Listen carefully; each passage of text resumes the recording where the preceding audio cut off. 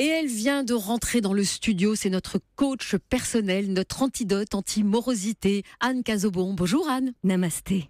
Namasté aussi. Namasté, ça y est, j'ai compris.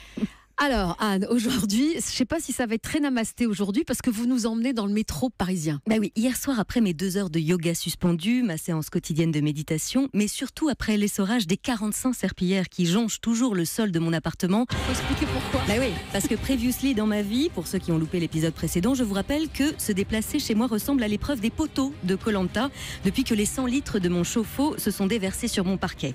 Alors pour me requinquer, j'ai donc décidé de replonger dans les écrits de Belinda Cannon et de son livre S'émerveiller. Oui, c'est un peu là que je suis. J'avais besoin de me laisser toucher par le beau en attendant de se laisser toucher par un beau.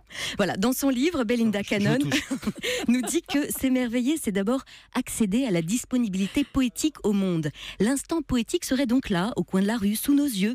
Il suffirait de se frotter les yeux justement pour voir le merveilleux. Alors, vous me connaissez Isabelle, je suis joueuse, j'aime les défis et surtout j'ai tous mes vaccins à jour. Je suis donc allée dans l'un des endroits les plus poétiques du monde, un havre de paix où les êtres révèlent le meilleur d'eux-mêmes. Le métro parisien, quel meilleur endroit pour s'émerveiller du monde. Je me suis donc mise en quête de beauté, d'instants de grâce dans cet espace souterrain, lugubre, truffé de rats. Et là, devant moi, sur le quai, une famille de touristes. Alors ils attendent, avec leur gigantesque valise à roulettes, le métro qui doit visiblement les emmener à Roissy.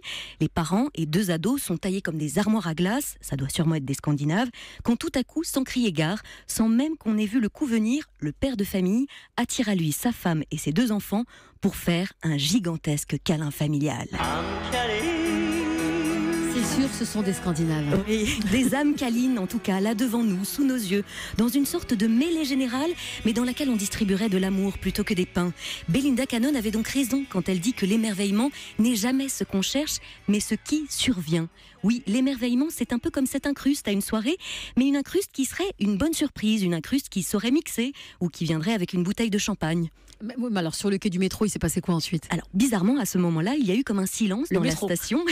Dans la station, chacun a relevé la tête de son smartphone et notre petite famille est devenue le centre de l'attention et donc des projections. Ah bah oui, forcément quand on assiste à une telle scène, cela peut nous renvoyer à ce qui nous a manqué dans nos vies, ce qui n'est pas là, ce dont on rêve, mais que l'on n'a pas. On peut se dire, oh ils ont de la chance, dans ma famille tu peux te brosser Martine pour un câlin. Mais on peut aussi se dire que c'est possible, la preuve puisque ça leur arrive. Alors oui, comme le dit Belinda Cannon, s'émerveiller, c'est d'abord saisir la présence des choses et des êtres, et parfois, souvent, toujours, c'est là, juste à côté de nous. Belinda Cannon, c'est un nom beau comme les feux de l'amour.